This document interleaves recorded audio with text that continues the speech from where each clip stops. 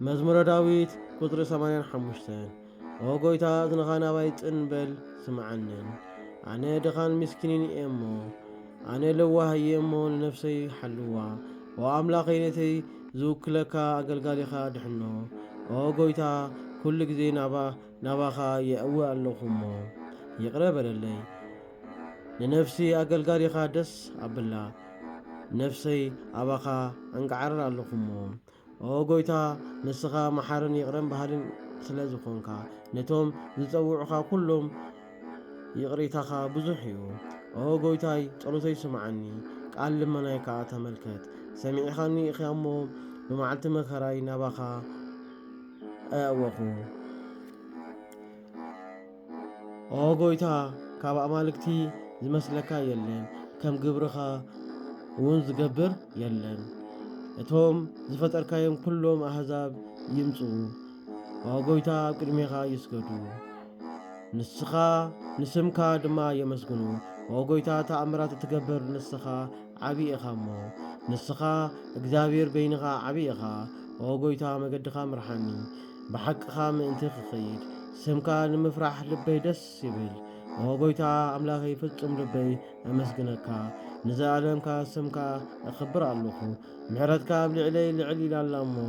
نفسي دما عبتستحتس يقول عدحينكا يا إخامو لنفسي دما كابتستحتس يقول عدحينكا يا إخام وأملاخي عملتي بلعلي دوبلو محبر كفات كا نفسي دليوا أبقرم يوم أقبرو خان أمو وقويتا نسخاقنا محارن يغرن بهالن إخا معتكا زرحق محرتكا حق انزبزح ناباي تملكت يغرخا بلني نأقلقاليخا حيلي خابو نودي أقلقلتخا كا أدحنو مسانا دما ملكت ناي سناي نقر قبر صلاتنا ريوم يحفرو وقويتا نسخا كم زردا خانان دس كم زبل خانان مزمور داويت 86 مسرتات كابتوم قدوسان أخران إيو እግዚአብሔር አብ ደጌታ ጽዮን የፍቀረን ካብ ኩሎም ከተማታት ያዕቆብ ከዓ ዝያዳ ኦ ሃገረ እግዚአብሔር እቲ ዝተነገረልኪ ፍሉይ እዩ ነተን ዝፈልጣኒ ረአብን ባቢሎን ክዝክረን እየ እንሆ ኢሎፊሊን ጢሮስን ህዝቢ ኢትዮጵያን እቶም ኣብኡ ዝተወለዱ ድማ ኩሉ ሰብ ኣዴና ጽዮን ይብል ኣብ ውሽጣ ከዓ ሰብ ተወለደ يتلعول دما مسارتا እግዚአብሔር ንህዝቡ በመጽሐፍ ይነግሮም ነቶም ኣብ ውሽጣ ዝተወለዱ ኣሕልቁውን ነቶም ኣባኺ ዝነብሩ ኩሎም ደስ ኢሎም ከነብሩ መዝሙረ ዳዊት 87 ወአምላኸይ ድሕነተይ እግዚአብሔር ለይትን መዓልትን ኣብ ቅድሜኻ ናባኻ ኣወኹ ጸሎተይ ኣብ ቅድሜኻ ትብጻሕ እዝንኻ ድማ ኣብ ልመናይ ጥንበል ነፍሰይ መኸራ ትጠግባላ እሞ ሕይወተይ ድማ ንሞት በጽሐት ናብ ጉድጓድ ምስ ዝወርዶ ከዓ ተቖጠርኩ ረዳይ ከም ዘይብሉ ሰብ ኮንኩ ጉዕዞይ ከዓ ናብ ምውታት ኮነ ካብቶም ዝተቐትሉን ኣብ መቓብር ተገዲፎም ዝደቀሱን ከምቶም ፈጺምካ ዘይዘከርካዮም ንሳቶም ካብ ኢድካ ርሒቆም እዮም ኣብ ትሕቲ ጉድጓድ ኣንበሩኒ ኣብ ጸልማት ጽላሎት ሞትን ኣብ ልዕለይ መዓትካ ጸንዐ ኩሉ መቕዘብትኻ ከዓ ኣብ ልዕለይ ኣምጻኻ ነቶም ዝፈልጡኒ ካባይ ኣርሓካ ብኣቶም ከዓ ርኩስ ገበርካኒ ሓዙኒ መውፅእ ድማ የብለይን ይዒንተይ ብሽግር ደኸማ ኦ ጎይታ ናባኻ ኣወኹ ኩሉ ጊዜ ድማ ዕዳወይ ናባኻ ልዕል ኣለኹ ብሓቅዶ ድንቂ ተኣምራት ንሙታት ትገብር ኢኻ ሓለውቲ ስራይከ የተንስኡ ድዮም ኣብ ውሽጢ መቓብር ዘለውኸ ይቕሬታኻ ዶ ይንገሩ እዮም ሓቅኻኸ ብሞት ዶ ይንገር እዩ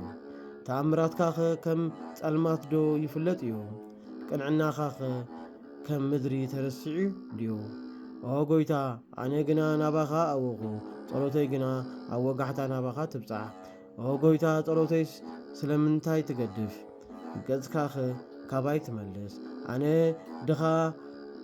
ካብ ንእስነተይ ጀሚሩ ደኸምኩ ልዕል ኢለ ተዋረድኩም ተነዓቅኩም መቕዘፍትኻ ልዕለይ ሓለፈ ግርማኻ ድማ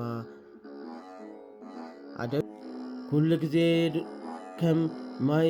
ከበቡኒ ብሓባር ከዓ ሓዙኒ ንብፁተይን ፈተውተይን ካባይ ኣርሓቅካ ነዝማደይ ድማ ካብ ሽግረይ ዝተለዓለ መዝሙረ ዳዊት ቁጥሪ 88 ጎይታ ምሕረትካ ንዘለዓለም ኣመስግን ኣለኹ ንውሉድ ወለዶ ከዓ ብኣፈይ ጽድቅኻ ክነግር እየ ንዘለዓለም ምሕረት ክሃንጽ እየ ኢልካ ኢኻሞ ኣብ ሰማይ ከዓ ጽድቅኻ ጸኒዑ ይነበር ምስቶም ዝመረጽክዎም ቃል ኪዳነይ ገበርኩ ንኣገልጋለይ ዳዊት ድማ መሓልኩ ዘርእኻ ከዓ ንዘለዓለም ከዳሉ እየ መንበርካ እውን ንውሉድ ወለዶ ክሃንጽ እየ ጎይታ ሰማያት ንኽብርኻ ይግዝኣ ጽድቅኻ ከዓ ኣብ ማሕበር ቅዱሳን ንእግዚኣብሔር ደበናታት ዝመስሎ መን እዩ ካብ ደቂ ኣማልክትኸ ንእግዚኣብሔር ዝመስሎ መን እዩ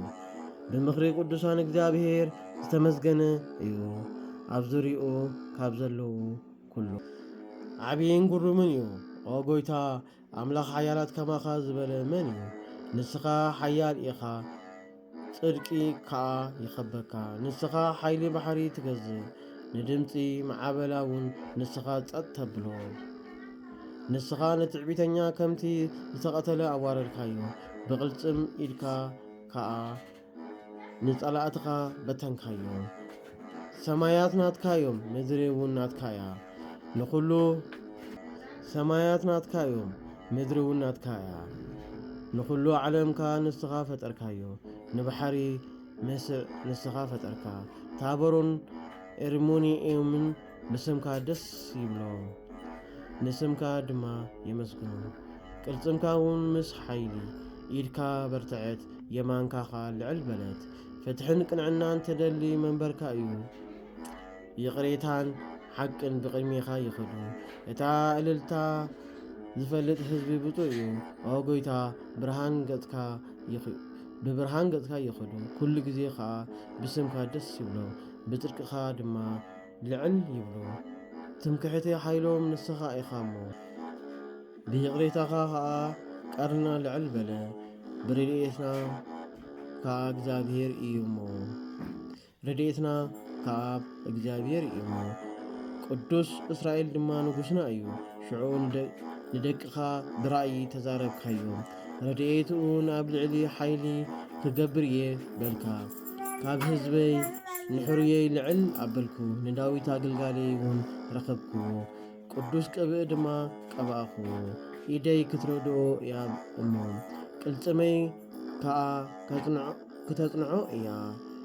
ጸላኢ ድማ ኣብ ልዕሊኡ ኣይረብሕን እዩ ውሉድ ዓመፃ መከራ ኣይደግምን እዩ ንጸላእቱ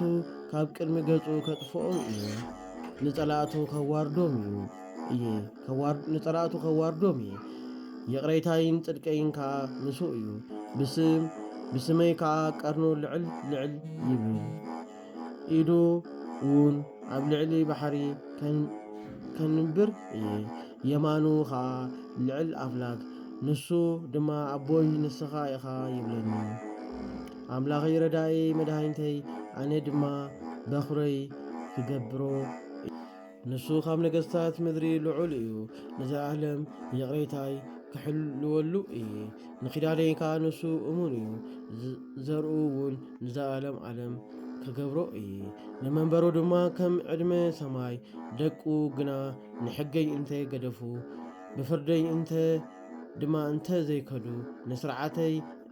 ከዓ እንተ ኣርከሱ ትእዛዘይ እውን እንተ ዘይሓለዉ ንኃጢኣቶም ብበትሪ ክበጽሓ እየ ንበደሎም ድማ ብመቕዘፍቲ ይቕሬታይ ግና ካብኣቶም ኣይርሕቕን እዩ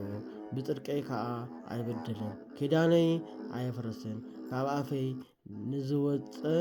ኣይልውጥን ብቅዱስነተይ ፈጺመ መሓልኩ ንዳዊት ምእንቲ ከይክሕዶ ዘሩኻ ንዘለዓለም ይነበር መንበሩን ኣብ ቅድመይ ከም ፀሓይ ይነበር ከም ወርሒ ከዓ ንዘለዓለም ስሩዕ እዩ ምስክሩ እውን ኣብ ሰማይ እሙን እዩ ንስኻ ግና ንዓካዮን ገደፍካዮ ነቲ ዝቐባእኻዮ እውን ሽለል በልካዮ ስርዓትካ ገልጋሊኻ ለወጥካ መቕደሱ ከዓ ኣብ ምድሪ ኣርከስካ ንኹሉ ህንፅኡ ድማ ኣፍረስካሉ ነኽራኑ ከዓ ከም ዘፍርሁ ገበርካ ኩሉ ሓላፊ መገዲ እውን ተመናጠሮ ንጎረቤቱ መጥረፊ ኮነ ንየማን ጸላእዩ ልዕል ኣበልካ ንኹሎም ጸላኣቱ ከዓ ደስ ኣበልካሉ ረድኤቱ ኩናቱ ድማ መለስካሉ ብግዜ ኩናት ኣይተቐበልካዮን ካብ ክብሩ ሰዓርካዮ መንበሩ ከዓ ኣብ ምድሪ ኣውደቕካ ዕድመ መንበሩ ኣውሓድካ ሕፍረት ኣብ ልዕልዩ ወሰካሉ ኦ ጎይታ ክሳብ መዓስ ኢኻ ፈጺምካ ትምለስ መዓትካ ድማ ከም ሓዊ ይነድድ ሓይለይ ከመይ ከም ዝኾነ ዘክር ብሓቂ ዶ ንኹሉ ሰብ ብኸንቱ ኢኻ ፈጢርካዮ ብህይወት ነይሩ ንሞት ዘይርእያ ሰብ መን እዩ ንነፍሱኸ ከም ኢድ መቓብር ዘድሓና መን እዩ ኦ ጎይታ ናይ ቀደም ረድኤትካ ኣበይ ኣሎ እቲ ብሓቂ ንኣገልጋሊኻ ዳዊት ዝመሓልካዮ ንዳዊት ንኣገልገልትኻ ዝጸረፍዎም ዘክር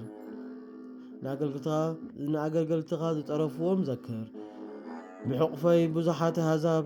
ዝተቐበልክዎም ኦ ጎይታ ጸላእተይ ዝጸረፍዎም ንዘኽታማት ናይቲ ቅቡእ ዝጸርፉ እግዚኣብሔር ንዘለዓለም ይመስገን ይኹን